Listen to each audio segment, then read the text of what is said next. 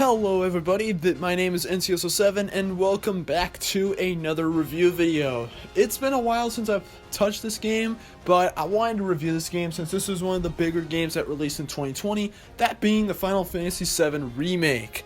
So I'm going to be reviewing it today, so without further ado, let's get going. Now, a little bit of backstory, I haven't played that many Final Fantasy games. Okay, I only played the original Final Fantasy VII. But only like a few hours of it. I didn't really play that much of it, but I liked what I played of the original, but I didn't really play that much of it. So I was very excited to go into this remake and realize that, oh my god, it is amazing. So let's start off with the presentation. Now, basically a huge from the ground up recreation of Final Fantasy VII. The prologue specifically. Only Midgar, not the whole game, which I'll talk about that later. But seriously though, it's really solid because they basically built it all up. They have all this new stuff and the graphics for the game. All the graphics. This game almost always looks like a cutscene. Seriously, everything in this game looks like a goddamn cutscene. Even the cutscenes look beautiful, everything just looks beautiful, performance is really solid. There isn't really a lot to say other than look at it. I mean, just look at it. This is pretty much what everyone wanted from a remake. Okay, maybe me. But yeah, and then the story. Now, this is a bit of an issue to talk about because technically this isn't a complete story. It's a part of a bigger story. But I guess I'll detail it here. You basically try to take down Shinra since they're evil. They're using energy to make the world bad, and stuff happens along the way, yada yada yada. Honestly, it's not that bad, although I will say, the fact that it isn't a complete story, I don't know. Also, given how long we may have to wait for the rest of the story to come out, I mean seriously, this game took like 5 years to make, from like reveal to release. How much longer is it going to be for the rest of the story to come out? So, as it is right now, while the story's pretty good, it's still not the full story. Although, it is a little different, though, compared to the original game. But, I don't know. Honestly, though, the story's still pretty good. But, yeah. But, enough about the story. This is a game. Let's talk about the gameplay. And, is the gameplay really good. Now, unlike the original game, which was turn-based, here, it's more of a hack and slash. You basically just attack randomly whenever you want, you can dodge, you can do a bunch of other stuff. The thing is, though, similar to that of the original game, whereas in the original game you use this weight counter until eventually it goes all the way up and you can perform your action. This game, while you can attack normally, you can't do any good attacks unless you fill up your ATB gauge, and you do that by attacking the enemies, or waiting or whatever. Once you fill up your gauge, you can do many actions. You can use an item, you can use a spell, you can heal, or you can do some other stuff like more strong physical attacks. Also, sometimes if a character is taking enough damage, they'll eventually have the power to use a limit break. And it depends on the character.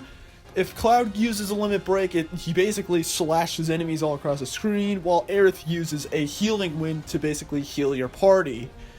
So, there's a good amount of variety in there. And oh yeah, also, you can play as the other party members, not just Cloud. And they all play really well. They all have different unique styles of fighting, and it works really well.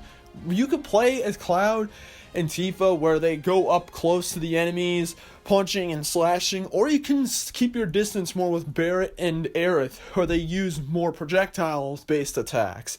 It works really well. And outside of battle is just the overworld exploration. It's really good. Basically just go around and seriously, like again, I gotta say it again, this game looks beautiful.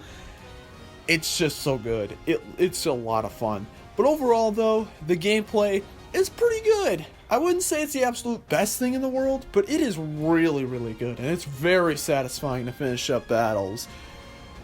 So yeah. And control-wise, the game is perfectly fine. So now going into the content. Now, I mentioned like 100 times that this game only consists of the prologue of Final Fantasy VII, but they do manage to pack quite a bunch into this game.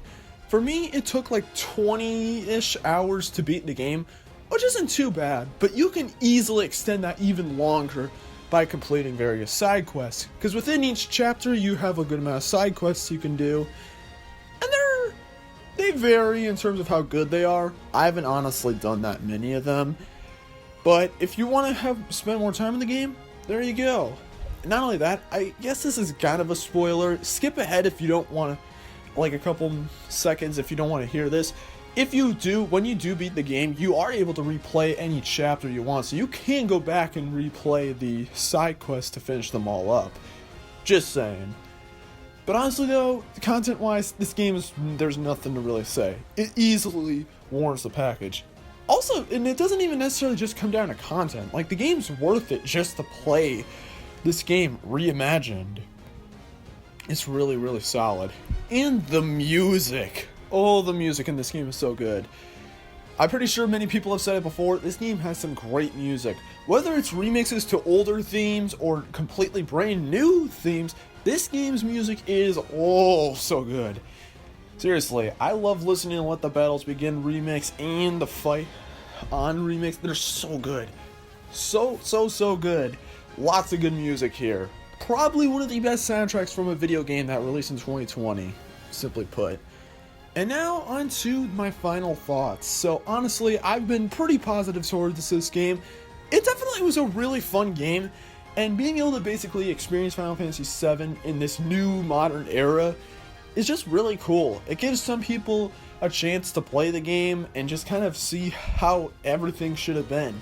But to be honest, do I think this is better than the original game?